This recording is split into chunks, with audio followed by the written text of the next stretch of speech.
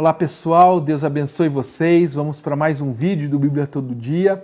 Dessa vez finalizando o livro de Atos dos Apóstolos, comentando os capítulos 25 a 28, 4 capítulos da Bíblia Sagrada aí. Você se lembra que no vídeo anterior, na devocional anterior, nós comentamos, abordamos a defesa, ou melhor, o testemunho de Paulo, né? Porque ele usava o espaço para se defender, para testemunhar a sua fé. Quando ele testemunha diante de um governador chamado Félix. Mas aqui, no capítulo 26, Paulo não está testemunhando diante de um governador, mas agora diante de um rei chamado Agripa. Depois de Paulo apresentar o seu discurso, Agripa lhe responde, Atos 26, 28, o seguinte: Então, Agripa se dirigiu a Paulo e disse, por pouco me persuades a me fazer cristão. Olha que texto mais interessante. Agripa responde a Paulo, Paulo, se você continua pregando Jesus Cristo desse jeito, por mais um pouco de tempo, mais algumas palavras, eu me convenço. Quase me convenci, quase me converti, quase me tornei salvo, quase faço parte daqueles que seguem o caminho, como é chamado aqui aqueles que seguem Jesus até então. Então, o que eu quero destacar com isso? Que alguém que quase se decide por Jesus, na verdade, é fatalmente perdido. Alguém que quase é salvo já está totalmente perdido. Charles Spurgeon escreveu certa vez, o soldado que quase combate é um covarde. O empregado que quase trabalha é um preguiçoso. Você quase crê? Se crê, será salvo. Se quase crê, quase se salvará. Quase salvo é totalmente perdido. Nós precisamos ser não os do quase, mas os da certeza. Essa é a primeira coisa que me chama a atenção. Outra coisa, capítulo 27, quando Paulo está indo para Roma, eles vão uma viagem de navio.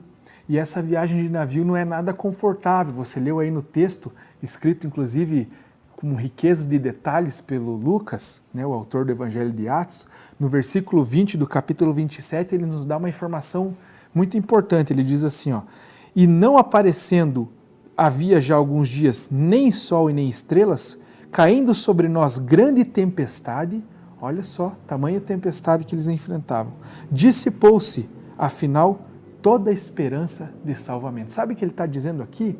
Que eles estavam vivendo uma viagem tão turbulenta, tão difícil, a tempestade era tão grande que eles não viam nem o sol nem as estrelas por algum tempo, de tão agitado que era aquela viagem, o mar e aquela tempestade.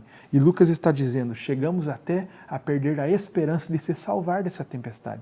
Eles acharam literalmente que iam morrer, mas na verdade eles não precisavam ter vivido essa viagem dessa maneira. Por quê, pastor? Porque Paulo lhes alertou disso. Atos 27, capítulo 27, versículos 10 e 11. Paulo diz assim, antes da viagem, Senhores, vejo que a viagem vai ser trabalhosa, com dano e muito prejuízo, não só da carga e do navio, mas também da nossa vida.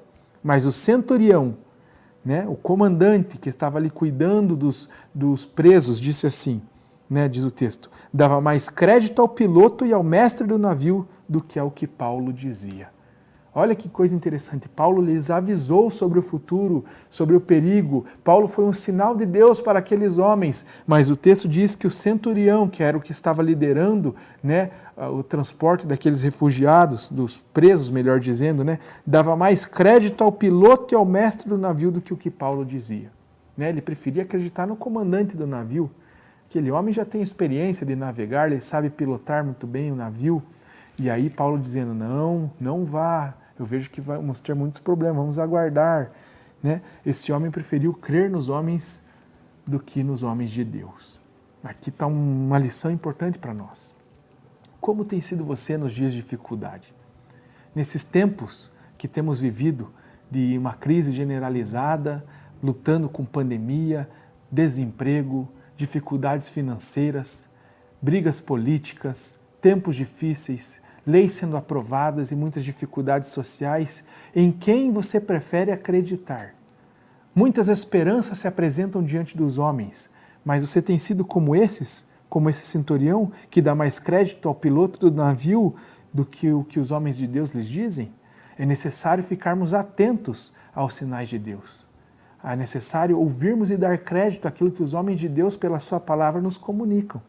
Essa é uma lição muito importante para nós. E a terceira, quando Paulo, eles não escutam Paulo, tem essa viagem turbulenta, mas eles finalmente chegam a um lugar que tem terra, sãos e salvos, né? O navio é despedaçado, mas eles chegam com vida a uma ilha chamada Malta, onde Paulo, junto com esses homens, permanece lá por 3 meses. Lá, eles, em um dia de sobrevivência, Paulo começa a pegar alguns gravetos para fazer uma fogueira e num desses gravetos ele é picado por uma víbora, por uma cobra, né? E aqueles que viram que Paulo foi picado por uma víbora, por essa cobra, eles pensavam consigo mesmo e cochichavam uns com os outros. Olha, esse homem deve ser um grande assassino, porque a justiça divina já tentou matar ele no naufrágio, né?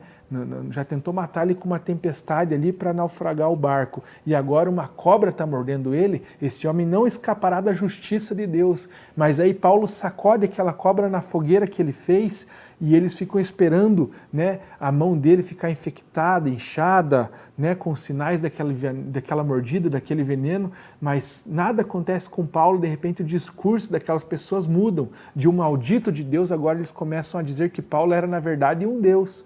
Mas Paulo usa toda essa situação, né, todo esse crédito para pregar o evangelho na região, e um homem daquela região ali que tinha muitas propriedades, ele hospeda esses homens e Paulo cura um familiar desse homem e todos daquela região que estavam doentes chegaram até aquela região e Paulo curava eles também e o nome de Jesus ia sendo engrandecido ali. Depois desses 3 meses na ilha de Malta, Paulo finalmente chega a Roma, onde ele é dado o direito de uma espécie de prisão domiciliar. Paulo pagaria o aluguel de uma casa para morar e nessa casa ele ficaria cativo lá dentro.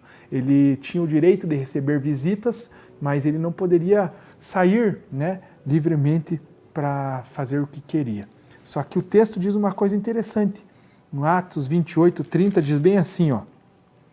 Por 2 anos permaneceu Paulo na sua própria casa, que alugara, onde recebia todos os que procuraram, mas era uma espécie de prisão domiciliar. Verso 31, o que ele fazia dentro dessa casa?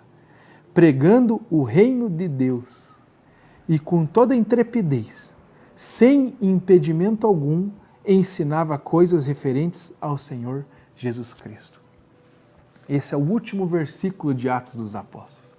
Você olha para trás e vê todas as coisas que o apóstolo Paulo viveu. Todas as perseguições, os ataques, todas as difamações, todas as lutas que ele teve internas, todos os desafios externos, todos os empecilhos, tudo o que aconteceu com Paulo, coisas extraordinárias e coisas difíceis.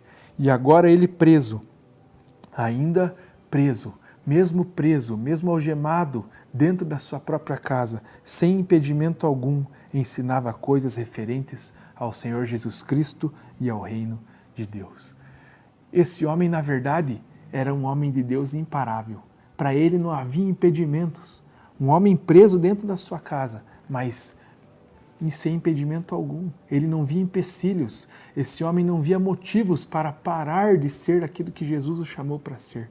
Quero perguntar para você, quais são os empecilhos? O que te impede hoje de falar, de anunciar, de expressar Jesus naquilo que você vive, fala ou faz? Quais são os impedimentos? O medo? Esse livro de Atos dos Apóstolos nos mostra que nós pertencemos a uma família que não é freada pelo medo. Os desafios, as perseguições, nós vimos aqui no livro de Atos dos Apóstolos que aqueles que nasceram de novo e são cheios do Espírito Santo para essa boa obra, na verdade não são parados pelo medo. Essas coisas, o medo, os empecilhos e as adversidades não são suficientes para nos parar. Quero terminar o livro de Atos dizendo isso a você. Seja alguém que vive Jesus Cristo e o anuncia sem impedimento algum. Não se permita ser parado por nada.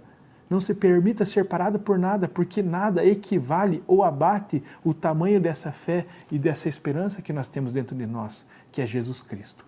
Aqui termina o livro de Atos e a tradição, né, a história, a tradição conta que Paulo morre nessa cidade em Roma, decapitado aproximadamente 60 anos depois de Cristo. Se você quer comentar algo que Deus revelou para você no livro de Atos, uma aplicação pessoal ou alguma observação importante, ou ficou com alguma dúvida nesse tempo de devocional acerca do livro de Atos, comente aqui embaixo no vídeo e nós vamos responder você no Instagram, tá bom? Deus abençoe, até mais.